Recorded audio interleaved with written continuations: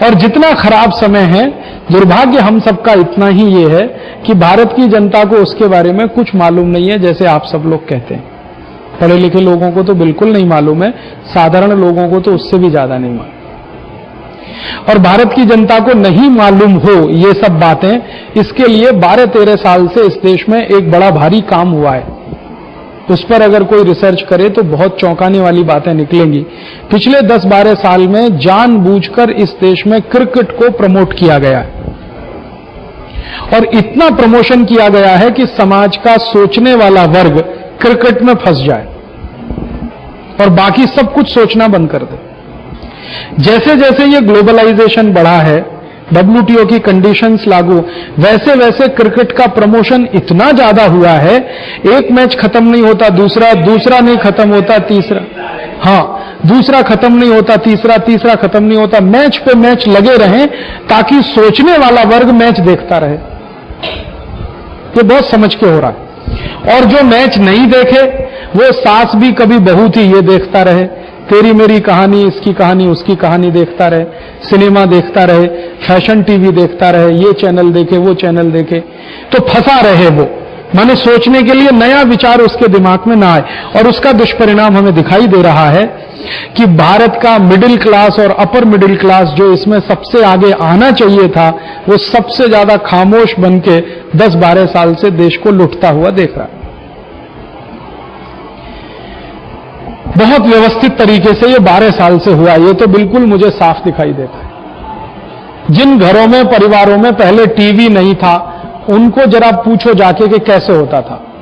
सवेरे से शाम तक की हर गतिविधि पे चर्चा होती थी, बहस होती थी, अखबार में ये खबर आई है, मैगजीन में ये खबर आई है, इसका मतलब क्या है, इससे क्या होने वाला है, क्या नहीं, एक कुतूहल होता था, उत्सुकता होती थी। या हम पड़ोसियों के पास जाते थे, पड़ोसी हमारे पास आते थे, मोहल्ले में चौपालें लगती थी, गांव में चौपालें लगती थी, चर्चाएं होती थी, बहस होती थी। रिश्तेदारों के यहाँ हम जाते थे, रिश्तेदार हमारे यहाँ आते थे, ये सब होता था। लेकिन जब से ये घर घर में सास भी बहू थी, तेरी मेरी कहानी, उसकी कहानी, इसकी कहानी, ये जो चैनल आ गए और क्रिकेट का मैच आया, सब घर में सारी व्यवस्था टूट गई। अब कोई किसी रिश्तेदार के यहाँ जा नहीं रहा है, कोई किसी के यहाँ आ नहीं रहा है। गलती से आप कहीं चले भी जाओ तो टीवी चालू है तो कोई बात करने को तैयार नहीं है। और आप एक वर्ग जो भारत का कर्मठ है, कर्मशील है, उसको क्रिकेट में फंसाओ, और दूसरा वर्ग जो घर व्यवस्था को संभाल सकता है उसको सास बहू में फंसाओ। हाँ, सवेरे से शाम तक यही मनोरंजन हो गया। और आपके पास जब इतना एंगेजमेंट आ गया, अब आप देश की सोचोगे क्या, समाज की सोचोगे क्या, करोगे क्या? तो 10-12 साल में ये बहुत व्यवस्थित हुआ है इससे। एक तरफ ये लूट खसोट चालू हुई है, दूसरी तरफ इसके खिलाफ विद्रोह ना हो जाए, उसके लिए जो वर्ग मदद कर सकता है उसको फंसा दो टीवी में, और टीवी में क्रिकेट में, क्रिकेट से सीरियल में, सीरियल से सिनेमा में, सिनेमा के बाद और थोड़ी कुछ बकवास में।